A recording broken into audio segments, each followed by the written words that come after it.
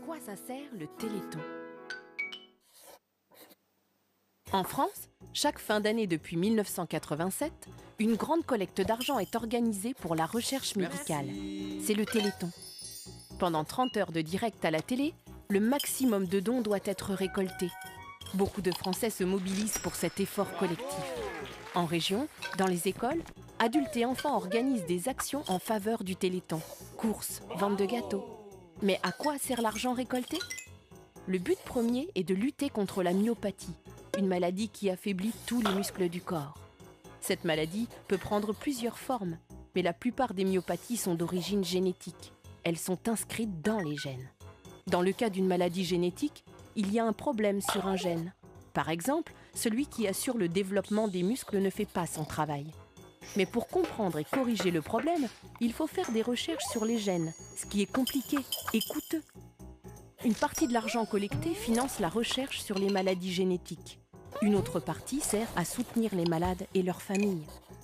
Et puis, en plus de la myopathie, le Téléthon lutte aussi contre d'autres maladies génétiques rares. Raison de plus pour battre de nouveaux records de dons.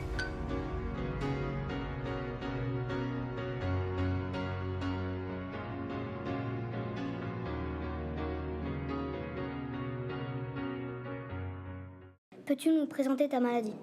À ce jour, je ne peux pas vous présenter la maladie puisque je n'ai pas de diagnostic précis. J'ai certainement une ou deux maladies rares qui sont non ou mal étiquetées. Donc elles touchent la partie motrice, ce que vous voyez en premier lieu, c'est-à-dire la marche et après les déficits au niveau des bras et des mains. Quelle est votre matière préférée? La comptabilité, puisque j'ai un parcours dans le milieu éducatif professionnel. Donc je m'explique, j'ai obtenu mon brevet des collèges. Ensuite, j'ai intégré un lycée professionnel qui enseignait la comptabilité et la gestion. Donc BEP, bac professionnel. Et après avoir eu un baccalauréat avec mention, j'ai pu rattraper une filière de type brevet technicien supérieur de comptabilité et de gestion des organisations. Quels sont tes loisirs? Je suis très investie dans le monde associatif.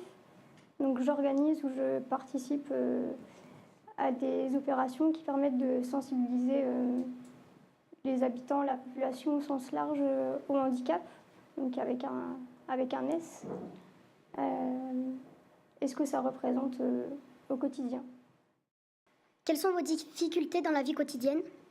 Comme je le dis toujours, c'est pas le handicap qui est difficile à vivre au quotidien, mais c'est tout ce qui gravite autour, notamment l'organisation des aides à domicile, des horaires et des créneaux pour les professionnels paramédicaux qui se relaient donc, au quotidien.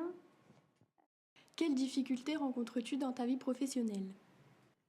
Donc, quand j'ai été diplômée, j'ai mis à peu près 2 ans pour trouver l'emploi qui correspondait à mes envies, à mes possibilités.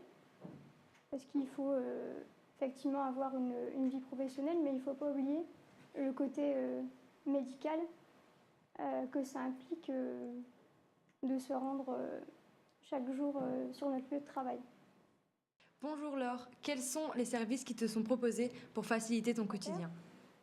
Mes aidants familiaux, donc mes parents. L'aide que je reçois également de Jadig, qui est mon chien d'assistance qui m'a été remis et financé par l'association Handi Chien. On va parler également des aides techniques, le fauteuil roulant électrique, le fauteuil roulant manuel, les auxiliaires de vie ou les différents paramédicaux qui interviennent 7 jours sur 7, week-ends et jours fériés inclus, car la maladie, elle est présente à chaque seconde. Et heureusement que des associations comme la FM Téléthon, les Bouchons d'amour ou J'accède se mobilisent par l'intermédiaire de la population, mais également votre action aujourd'hui, elle a un sens très profond pour moi. Mais le plus important, c'est que chacun apporte sa petite pierre à l'édifice. Et ne serait-ce que 2 minutes d'aider une personne, ben ça vaut toutes les aides techniques du monde. Quel regard portent les gens sur votre handicap? Le regard que les gens portent sur mon handicap, en tout cas pour moi, oui, le handicap fait partie de ma vie, mais il ne résume pas ma personne en disant Laure plus handicap. Le handicap, il est quotidien, mais je m'efforce de vivre le mieux possible en tout cas. Donc, depuis décembre 2007, j'ai été dans un premier temps accompagnée par un chien d'assistance, Athos, et puis Jadig a pris le relais. Et effectivement, le regard là a complètement changé. Dans la rue, on ne me regardait pas, on ne me disait pas bonjour. Et l'arrivée d'Athos a fait que les médias se sont intéressés à ce compagnon extraordinaire. Et là, oui, effectivement, les portes se sont ouvertes. Dans un premier temps, on parle de lui. Quand je veux dire lui, c'est l'handi-chien.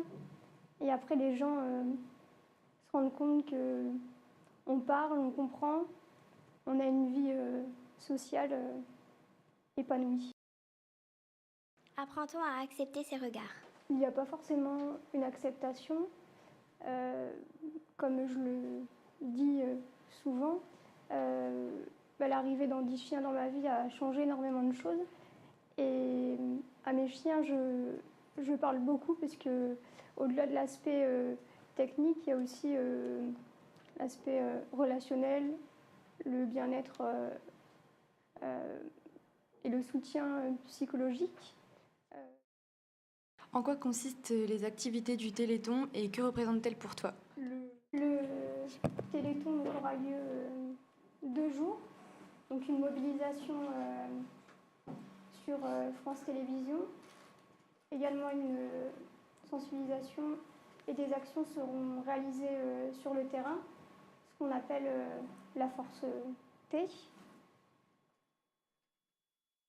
À la base, la FM Téléthon, c'est une association qui a été créée par des familles de malades pour lutter contre ces maladies génétiques qui étaient incurables.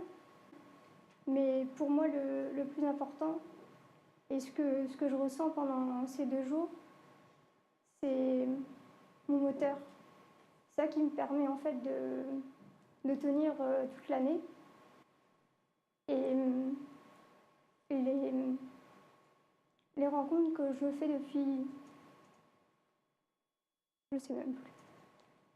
Tellement que j'ai rencontré des gens formidables.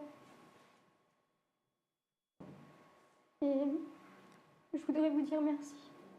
Quand on donne des sous au Téléthon, c'est pour qu'ils nous donnent des médicaments. C'est pour que les chercheurs cherchent plus. Mais les chercheurs, ils cherchent encore. Ils cherchent encore et encore. Ces temps-ci, ils devraient déjà chercher.